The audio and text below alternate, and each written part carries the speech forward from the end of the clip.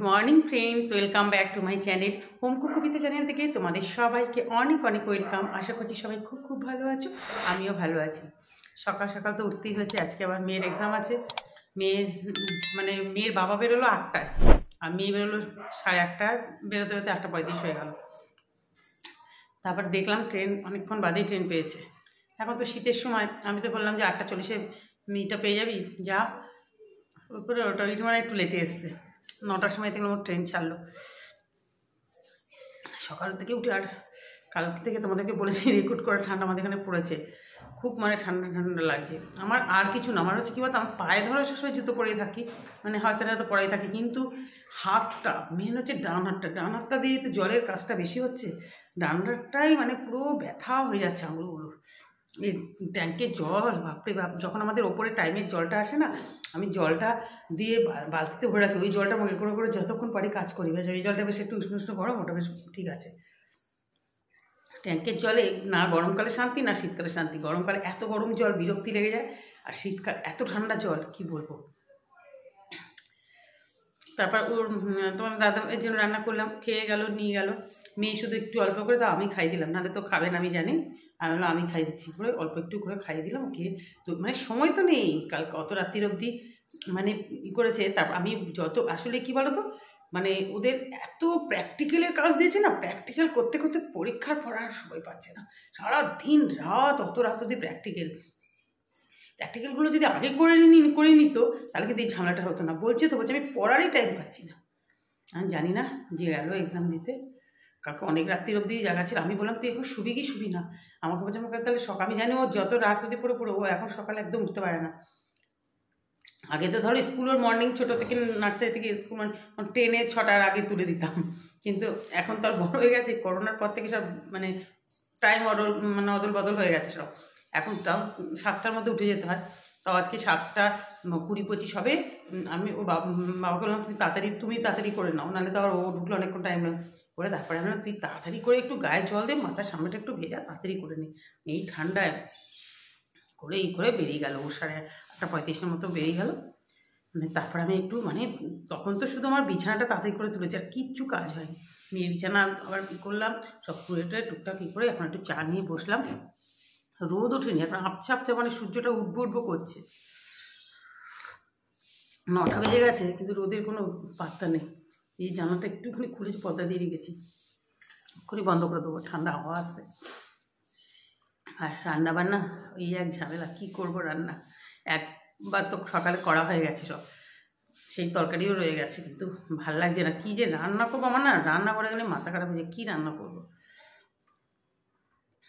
একটা ধরো মাছ ভাবলাম যে এইভাবে করবো, কিন্তু আবার তোমাদের দাদাভাইয়ের জন্য ভাবি যে তাহলে তো আবার 2 রকম করতে হবে, তখন আর ইচ্ছে করে না। আর দেখা যাক কী করি। তাহলে তোমরা সঙ্গে থাকো, দেখতে থাকো। যতই ঠান্ডা রাখুক, রান্না তো যতবার দরকার ততবার করতেই হবে। সকালে একবার হয়ে গিয়ে আবার বসিয়ে দিলাম, দেখো সেকেন্ড টাইম রান্না। মাছগুলো এই যে একটা একটা করে মাছগুলো দিয়ে দিচ্ছি, মাছগুলোর গা থেকে যেন বড় পার্ট কিছুতেই ছাড়তে চায় না। তাও নর্মাল টেম্পারেচারে আগের দিন রাত্রিবেলা রেখেছিলাম বলে অনেকটাই ছেড়ে গেছে। মাছগুলো একটু সুন্দর করে আগে প্রথমে ভেজে নেব। এই যে এপিট ওপিট করে ঠিক করে দিয়েছি, মানে উল্টে দিয়েছি। এবার সব তুলতে হবে, একসাথে খুন্তি দিয়ে তোলার চেষ্টা করছি। একসাথে সবগুলো তোলার চেষ্টা করলাম, কিন্তু না, সবগুলো একসঙ্গে অতগুলো মাছ উঠবে না, হাফ হাফ করে নিলাম। এবার দেখো পাশে কিন্তু জিরে দিয়ে দিয়েছিলাম, না জিরের জন্য আবার আলাদা সময় নষ্ট না করে পাশ দিয়ে দিয়েছি, যে মাছগুলো যখন ভাজা হয়ে এসছে। এবার এই মাছের ঝোলটা হবে আমার আর মেয়ের জন্য, মানে 2 রকমভাবেই রান্না করতে হয়, প্রায়ই আমাদের 2 রকমভাবে রান্না করতে হয়, কারণ ওর বাবা তো এই মাছের ঝোলটা খাবে না। জন্য আমি জিরে দিই, এবার এটা শুধু মশলা দিয়েই মাছের ঝোলটা করবো আমি। দেখলে সব কিছু দিয়েছি, আদা বাটা, জিরে, ক্যাপসিকাম, তারপরে তোমার কাঁচা লঙ্কা যেটা দিয়ে ঝাল হবে, আর টমেটো বেশি করে একটু দিয়ে, টমেটো কেচাপও আছে এর মধ্যে, নুন, হলুদ, একটু রেড চিলি দিয়ে একটু ভালো করে কষিয়ে নিলাম। দিয়ে এবার অল্প করে একটু জল দিয়ে দিলাম, বাস। এবার মাছটা বেশ কড়া করে ভেজে নিয়েছি।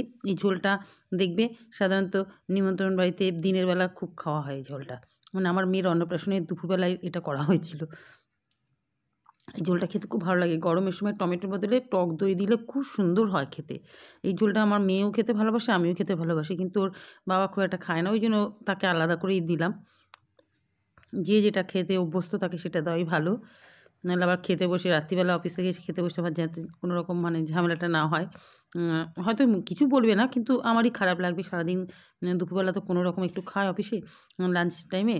আর রাত্রিবেলা যদি একটু ঠিকমতো না খেতে পারে, খারাপ লাগবে সেটা আমার। সেই জন্যই আলাদা করা। নাহলে দিলে খেয়ে নিত।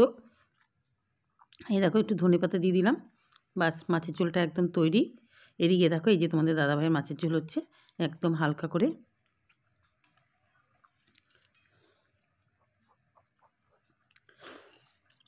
দুদিকে দুটো কড়া না বসালে দেখছি দেরি হয়ে যাবে। তাতেই কত দেরি হয়ে যায়। আসলে এটা এই কাজটা ওই কাজ ওই কাজ করতে করতে আর শীতকালে যেন টাইমটা কোথাও দিয়ে চলে যায়। তারপরেই দেখো একটা মাছের ঝোল নামিয়ে আলু, পেঁয়াজ কলি, ফুলকপি, একটু মটরশুঁটি সব কিছু দিয়ে একটু ভাজা ভাজা মতো করব। তরকারি আর করতে ইচ্ছা করছে না। সকালে তো তরকারি করেছি, সেটাও কিছুটা রয়ে গেছে। নুন আর হলুদ দিয়ে দিলাম। বাস, এটাই হচ্ছে মানে, আর তো কিছু লাগবে না। আর একটা কাঁচা লঙ্কা দিয়েছিলাম নিজের জন্য, পরে দিয়ে দিয়ে রেখে দিয়েছিলাম ওপরে, যাতে লঙ্কাটা আমিই খেতে পারি। নাহলে আবার তোমাদের দাদাভাই তো রাত্রিবেলা খেতে বসার সময় বললো লঙ্কা নেই তো, কারণ ওর লঙ্কা মুখে পড়লে বাবা ওর মানে বিরক্তি লাগে। ওই জন্যই আগে আমাকে তো বলে দিল।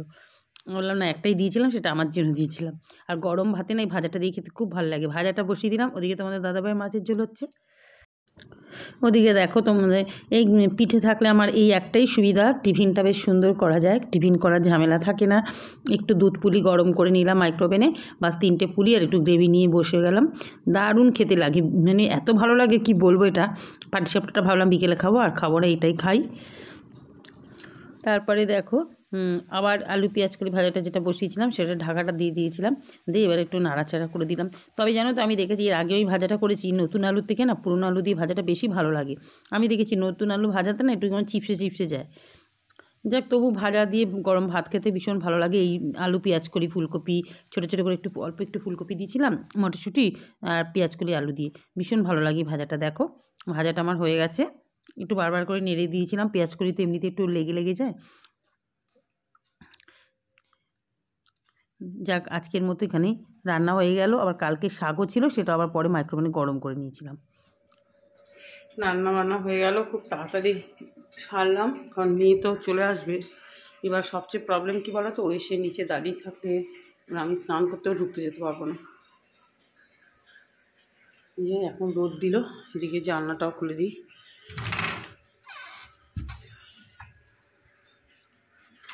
11:30 বাজে এখন। এখন একটু বসবো না, মানে জল ভেতরে ভরছে, তাহলে কাছাকাছিগুলো সেরে নিই। পুজো দেওয়া হয়ে গেল।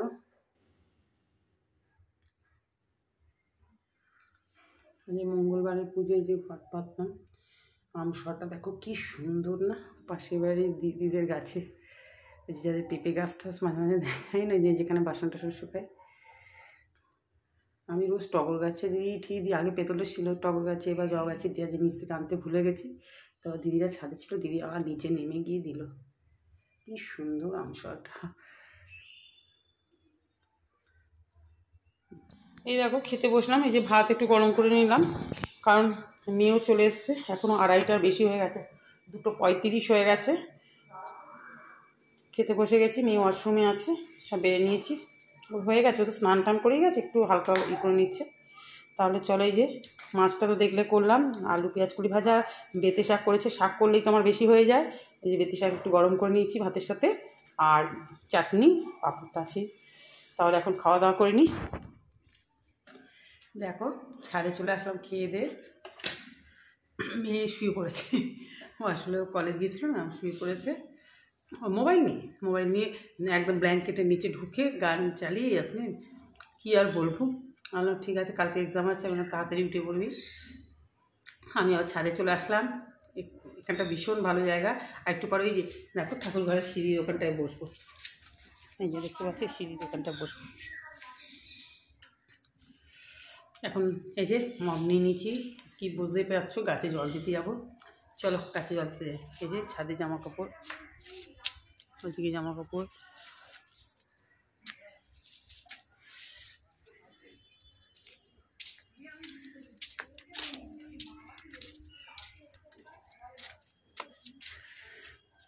জল সব রেডি করে রেখে যাই। চলো রাত্রে তাহলে জল দিই। এই যে ইনকা, আজকে অনেকগুলো ফুল তুলে পুজো দিয়ে দিচ্ছি। এখন মোটামুটি ফুল তুলছি, এখন তো শুকিয়ে আসবে সব। ওই যে দেখো কি লাল টকটকে গাঁদাটা, আজকে এই গাছটার থেকেও ফুল তুলেছি। তাহলে জল দিই। গুড ইভিনিং ফ্রেন্ডস, তোমাদের সামনে ঠিক সন্ধ্যেবেলা চলে আসি। তোমরা তো জানো এই সময়টা আসতে ভীষণ ভীষণ ভালো লাগে আমার। কালকে তো সন্ধ্যেবেলায় মানে অনেক সন্ধ্যে তোমাদের সঙ্গে কথা টথা বলে চা খেয়ে তারপর অনেকটা কাজ ছিল, অনেক খাটনি হয়েছে গো। আজকে সব কিছু নেই, আজকে সব করা আছে, শুধু মাইক্রোওভেনে একটু গরম করবো আর খাবো সন্ধ্যেবেলা। সকালবেলা একবার টিফিন করেছি, আর সন্ধ্যেবেলা পাটিসাপটা খাবো। সকালবেলা দুধ পুলি খেয়েছি। আর শীতকালে দেবে একটু পিঠে পিঠে ভালো। আমার পিঠে, আমার দিদিকে তাই বলছিলাম জানিস তো, পিঠে পুলি এসব করলে কী হয় বলতো, আমার সুবিধা হয়, আমার সকালে টিফিনটা করতে হয় না। সবচেয়ে বড় কথা, সকালে টিফিনটা করা কিন্তু একটা বিশাল খাটনি। সন্ধ্যেবেলা না হলেও আমার সকালের টিফিনটা তো করতে হয় না, ওটাই আমার সবচেয়ে মানে কষ্ট। দিদি বলছে একদম ঠিক বলেছিস।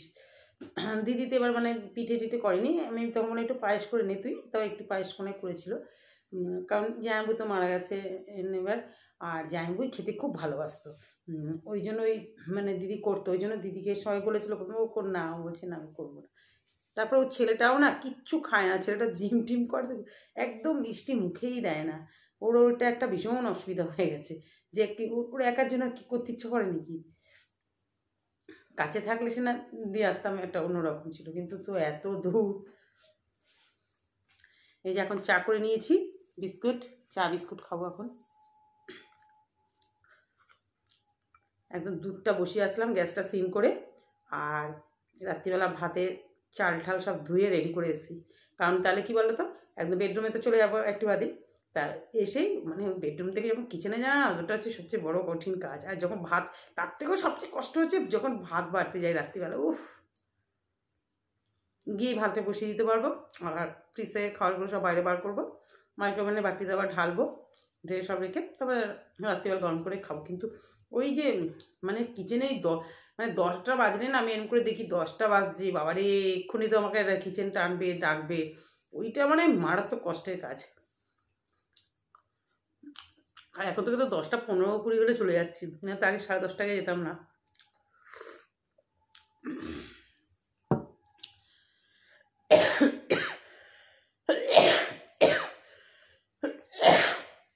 আবার ঠান্ডাটা লেগে গেছে খুব জোর।